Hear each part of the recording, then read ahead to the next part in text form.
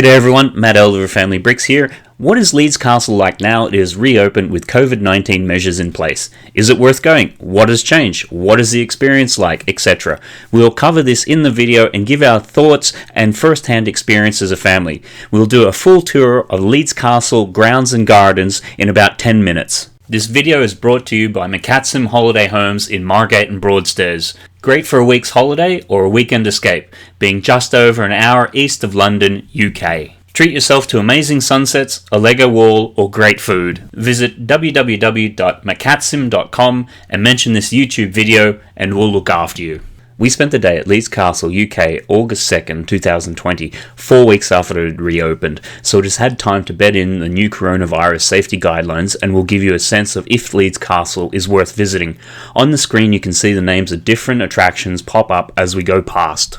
You have to have pre-booked tickets and then show them to the car park wardens to even get into the car park. Then you have to join the socially distanced queue, and pre-COVID peak times it was never like this. This was about a 15-minute queue. You had your ticket scanned, then had to give it another reference number and an annual number and collect wristbands. It's all a nonsense. This isn't due to corona, this is due to stupidity. You've booked online, paid, and have tickets with barcodes on your phone. Why does it have to be so complicated? That said, Leeds Castle is probably one of our favourite castles to visit, and we have been here many times, even stayed overnight. The Leeds Castle grounds in general have a one-way loop, particularly at the entrance and exit. Some sections are closed off and the train tractor that normally runs isn't running. So as you'll see here as we go along, it can be a fair bit of walking, so those with mobility issues might struggle. Leeds Castle is over 900 years old, so it's had many functions, owners and remodelling over the years.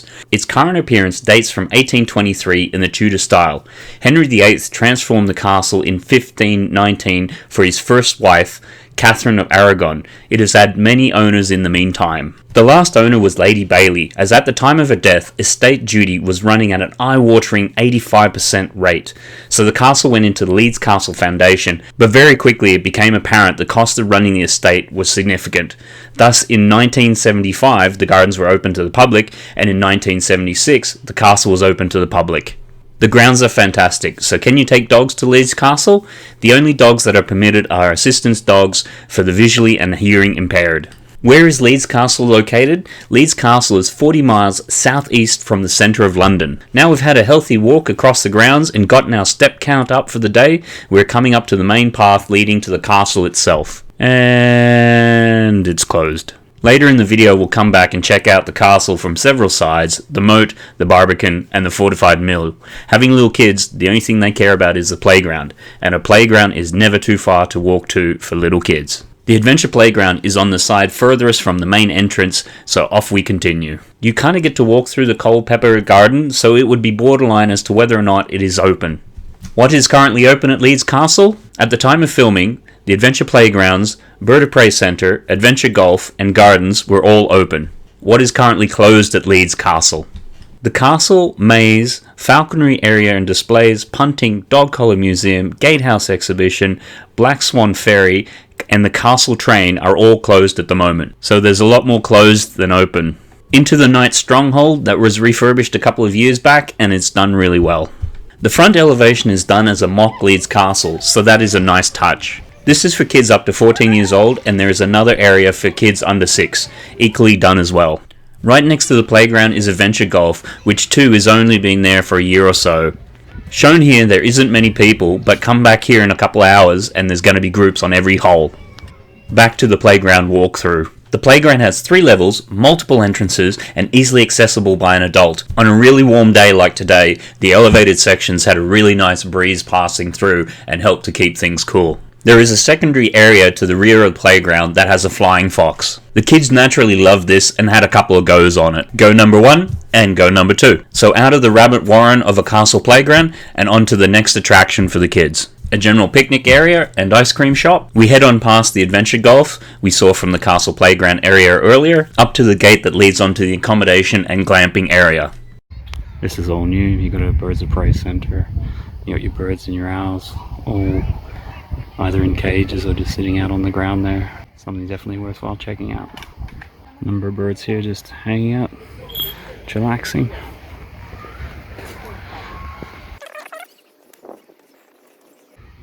A couple more over here. Just a quick time-lapse walkthrough of the Birds of Prey Centre.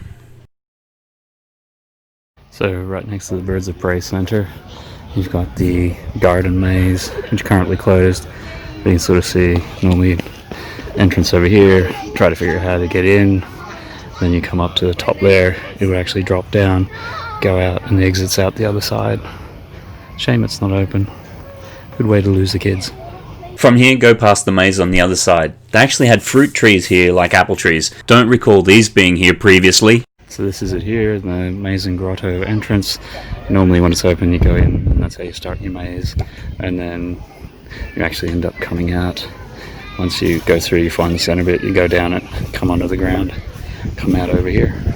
So now we're going to start the loop back towards Leeds Castle, which is on the upper area. So you'll see that no one is walking towards the camera. It does feel a little more constricted than normal, not being able to choose your own path. About to head into the Culpeper Garden, which you can usually walk through.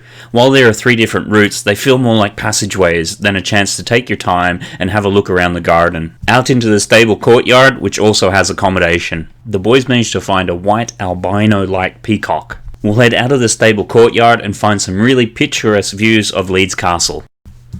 There is a moat going all the way around the castle, and on a bright sunny day like today, create great water reflections. And here you have Leeds Castle.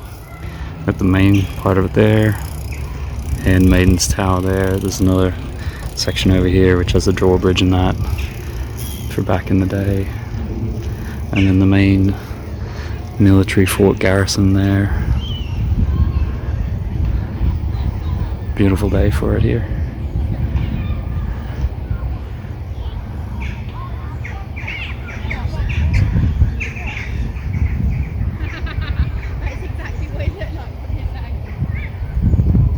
And over the back there, you got a 9-hole golf course, which then wraps around up here.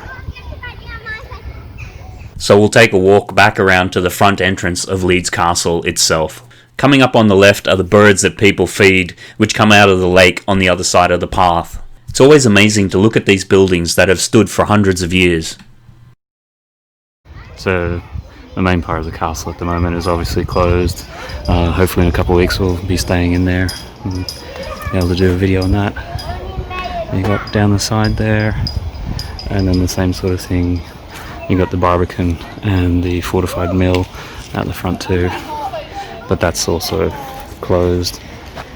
And usually during summer in the moat you'd have punting, where somebody would be taking you around in like a little tiny boat just around the moat. Bit of history and everything, which is always great.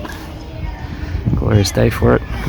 Now we're going to head around the side of the moat and have a look at Leeds Castle from a different angle. Coming up on the left will be the Pavilion Lawn. It's a great open space, and last year they had a stage set up and we watched a performance of Alice in Wonderland. You bring along your own chairs and picnic, and that was great, but not this year.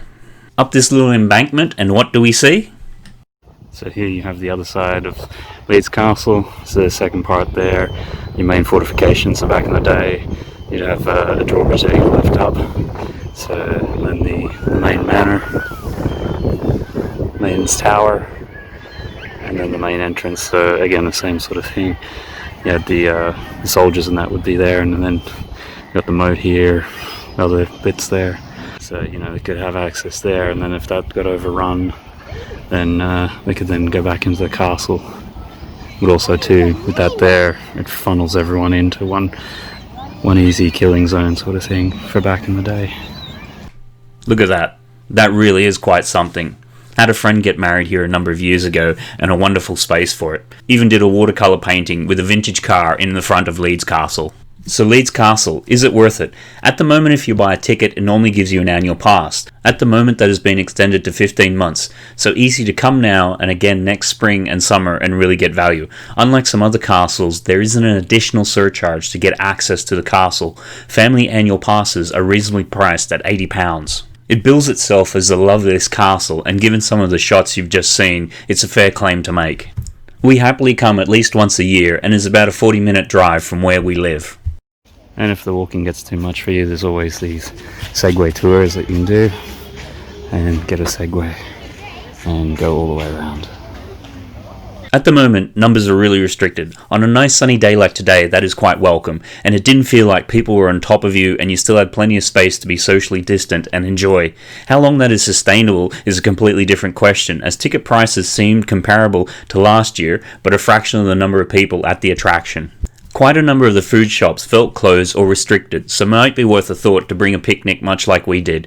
There is a Tesco superstore about 4 miles away that I think is a 24-hour one, so you can always grab some pre-prepared sandwiches on the way. As with many UK attractions, get in early as crowds build throughout the day, but the numbers are way down when compared with previous years. There weren't really a great number of people wearing face masks. Certainly they were in shops that were open. We did a visit to Hever Castle a week prior, click around the video for that, and felt more people were wearing face masks at Hever Castle, but that still wasn't a huge number of people. What do you think? Would you go? If you've been, what did you think? Sound off in the comments below.